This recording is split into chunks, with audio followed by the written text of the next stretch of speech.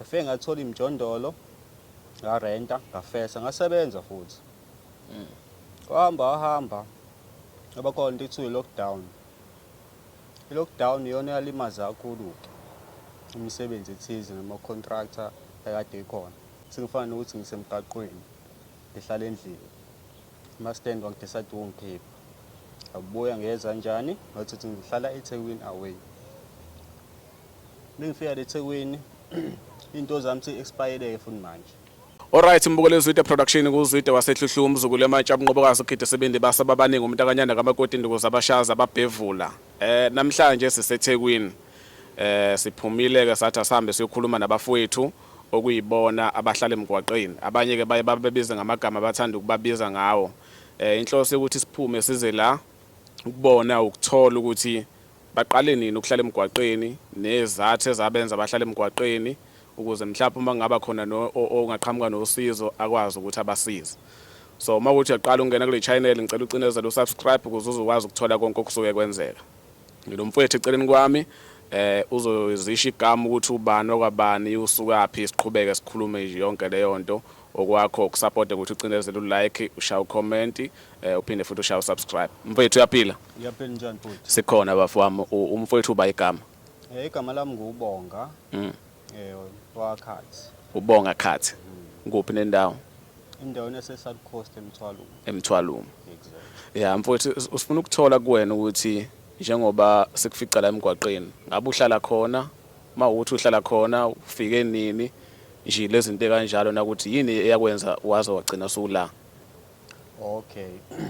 Ukusuka kwami emakhaya ngasuka ngeza eThekwini ngizathu sokuthi nginezincwadi ze-security. So ngabona ukuthi emakhaya izindawo zokufesa azikho. Yeah. So bengifika eThekwini uyazi bofika ufuna ukuthi uthole izindlu zokurenta. Elakhe anginayo vele imali.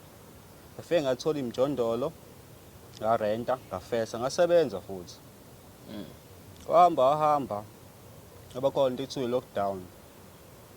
I-lockdown iyona yalimaza kakhulu imisebenzi ethize nama-contractor ekade ekhona. So aphela i-contract ukusebenza ngamsathola ukuqasheka.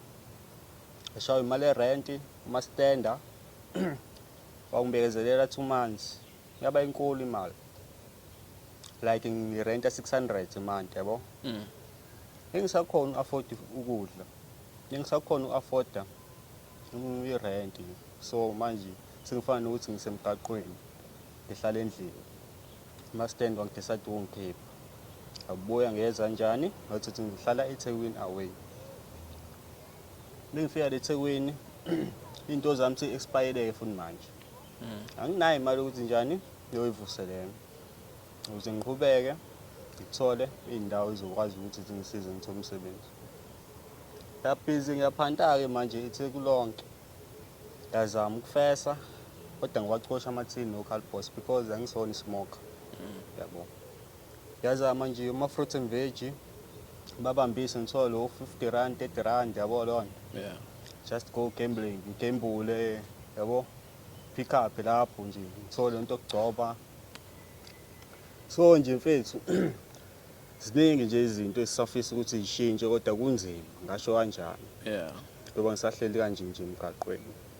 Nami ngisafisa usizo. So selokhu ama-stand wakhipha endlini wavele wahamba wahlala emgwaqeni. Kwakuphoqa futhi. Yeah. Ekhaya bathini yawazi ukuxhumana nabo bayazi ukuthi usemgwaqeni noma bazi. Ekhaya ngiyaxhumana nabo but into yabe iproblem sengifikele eThekwini. Asengidayisa ifoni ngisimo sokuthi akubheda ukudla ungekho yabo. Yeah. Yeah. Xhumana kodwa bayazi ukuthi ngikhona. Ngiyaphila ngiyasebenza kodwa abasazi ukuthi angisasebenzi. Wabazi ukuthi usuphanda ngalendlela. Abazi. So kuwena kufika ukuthi njengoba isimo sesishube kanje uhamba uphindele ekhaya. Mfethu akulolo ukuthi ngiphindele ekhaya because bese ngifikile futhi ekhaya ngishawa same thing ngizofike ngihlale kahle ngibe right ngibe safe. Inkinga yami ijob funeka imali.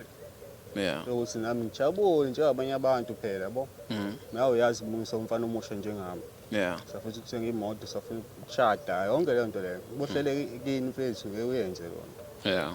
So ngincambela impilo yami ukuthi mhlawumbe kuzokwenzeka ilakhi ngoba ngihleli kanje away khona umuntu mhlawumbe ongiqasha ozwela somewhere thola umsebenzi khipha into zami security ngipick up ngenze mningi umsebenzi security mfethu ukuthi ukhiye into encane nje. Yeah.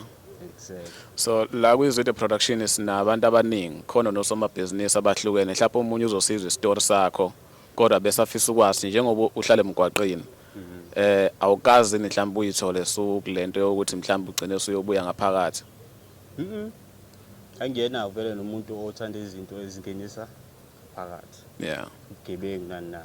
Yeah. Exactly. So mangathiwa nje khona umuntu manje ophethe inkampani yama security mekuthatha yonke into yakhe right ithupha zakhe ayingcolanga. Uclean yonke into everything complete.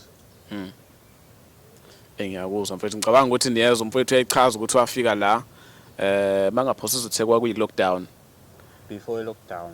Izinto zalinyazwa i-lockdown. Exactly. Kodwa usenalo iphupho lokuthi uthole umsebenzi we-security.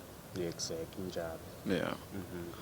Ayikezwakala mfowethu. Manje mangathiwa khona umuntu okuthathayo mhlambe seMayville njengoba usho ukuthi inkinga kwafike kwaba uma stand. Yebo. Kube khona umuntu okuthathayo hayi mfowethu awuze uzohlala ngala ugade nansi eroom. Ungakwazi ukwenza lokho. 100% successful. Ngakwenza bese manje hluphekile ayikho into engizoyenza. Iyona izinto engiyidinga ezikanjalo vele. Yeah.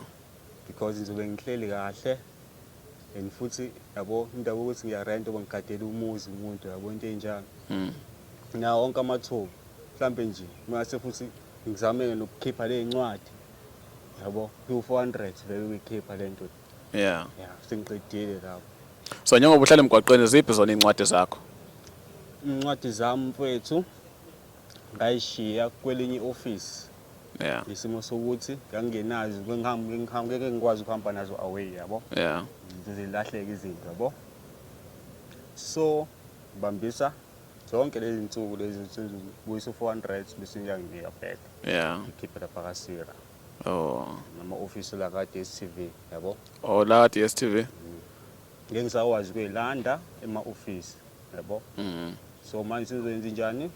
Ngizoyala nga DStv ngemuva khona ioffice elapha le inkampani yama security. Yeah.